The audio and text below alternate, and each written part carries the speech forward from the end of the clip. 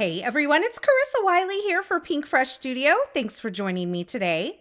Today I am sharing a card project which features some brand new washies from the Flourish and Glow release along with some of the dyes that are included in this release. It's available now over at the Pinkfresh Studio shop and you'll want to check it out.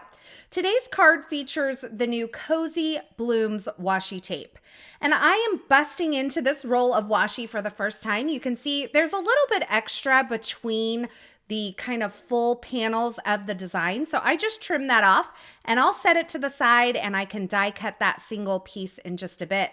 But for now, I am going to place this washi onto some white cardstock that measures 4¼ by 11 inches. You can see I'm just smoothing it out. And then I'm also going to place it onto some vellum. On the left-hand side there, you just got a little sneak peek at the new Peony Glow washi, which is also part of this brand new release, and I encourage you to check it out. Now I'm trimming off another section of this pattern from the washi tape roll and placing it onto some vellum. Again, this measures 4¼ by 11 inches, and you can see the difference between the panel placed on the white cardstock and the panel on the vellum cardstock. Once I have all of my patterns placed, I'm going to use the coordinating dies to die cut them out, and I'm left with several images that make for quick and beautiful card projects. Now that I have my elements ready to go, I'm going to do a little foiling. I'm using the Elongated Ovals press plates here. I'm lining it up on a panel of cardstock that measures 4¼ by 5½ inches, and I'm creating a hinge with a piece of tape on the left-hand side so that I can then flip that press plate over. I'll add my foil with the pretty side facing the pattern of my press plate, or if you want to think of it this way, the dull or not so pretty side is facing toward my paper. I'm trimming off the excess foil, and now I'm placing this onto my Glimmer hot foil platform, which is already fully heated, and I'm pressing the timer button. Once the timer has run its course, the little blinking light at the bottom will stop blinking, and I can remove the platform from the base and run that through my die cut machine to add some pressure to this heated up press plate. And once that's done, I'm going to remove this press plate very carefully so that I don't rip my cardstock. And then I can do the peel and reveal, and I have this beautiful hot foiled image on my card panel. Now I'm also going to use the coordinating die set, and I'm going to take the one that's just slightly smaller and place it inside of that oval. And I'm going to make sure that my tape is kind of on the inside of that oval and not overlapping my foil. I'll hold that in place and run that through my die cut machine. Now I can take some of these washi elements and add them around my frame using a little bit of foam adhesive for the larger main pieces.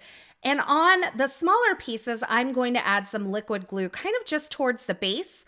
I'm using my reverse grip tweezers to help me kind of slide them in and arrange all of these elements around the frame. And I did end up using the washi elements that I put on the vellum here. It gives it a softer, more ethereal look, and I absolutely love that.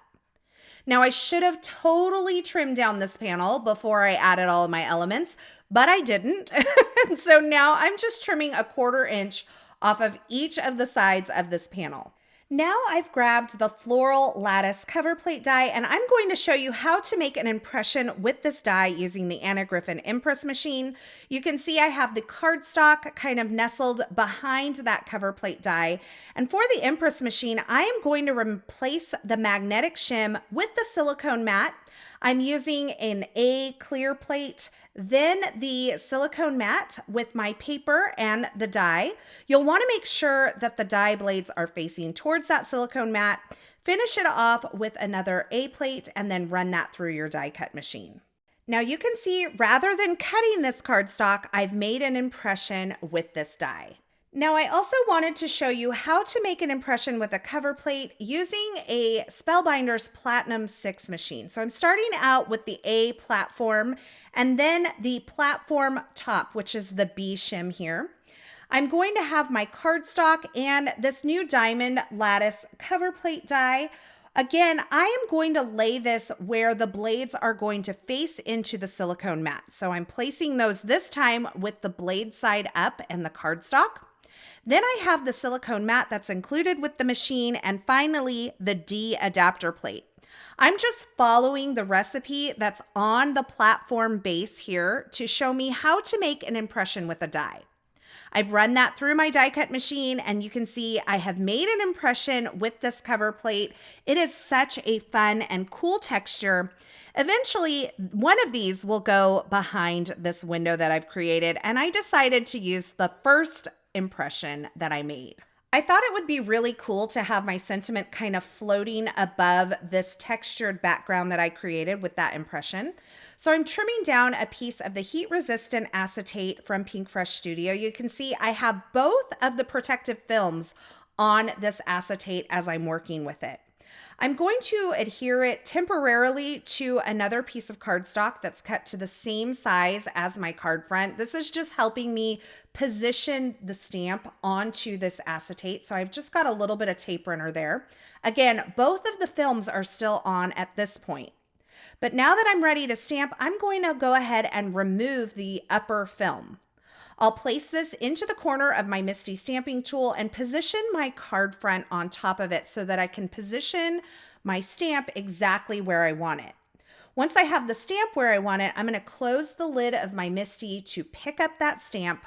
I'll remove the card front, reposition that cardstock back into that lower right-hand corner, and then I am prepping the front of this acetate with a powder tool. I'm inking up my stamp with some Versamark ink and then stamping it onto that acetate that's on the cardstock. Now at this point, I'm doing this for positioning, but I'm also protecting the back side of my acetate with that protective film. You can see that even with the powder tool, I had a little bit of static cling, keeping some of those kind of embossing powder elements on the acetate where I didn't want it. So I used a dry, clean paintbrush to remove any of that embossing powder before I start heat setting. As I heat set this, I'm going to add some heat and then remove the heat until I've fully melted the embossing powder on the acetate. I'm wiping away the extra powder tool, and then I'm adding some tape to the back of my window so that I can adhere my acetate. Now keep in mind, the backside film of this acetate is still on the acetate, and that's protecting the acetate from any extra boogies and elements that might be on my work surface until I'm ready to adhere it. So once that is adhered to the window, I removed the protective film from the back of the acetate. I added some foam adhesive around that window and attached it to my embossed card front that I created earlier with that cover plate die. And you can see now my sentiment is kind of floating on the acetate above that textured piece behind.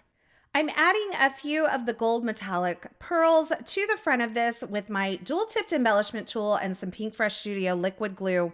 And then I'll take this entire card front and adhere it to a side-folding A2 size card base using tape runner adhesive. I'm just making sure that that's pressed down really well.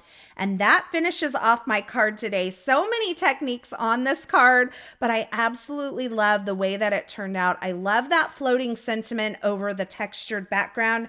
And I hope that the next time that you're creating, you'll incorporate a couple of these techniques into your card project. As always, I'll have links to the featured products used in this project in the YouTube description below, so if you're looking for something in particular, be sure you check there. Thanks for hanging out with me today. I hope you enjoyed this project, and I hope you enjoyed this video. If you did, be sure to give this video a thumbs up, and don't forget to subscribe here to the Pinkfresh Studio YouTube channel so you don't miss any of the paper crafting and card making video tutorials shared. Thanks again for watching, and until next time, I hope you have a fabulous day.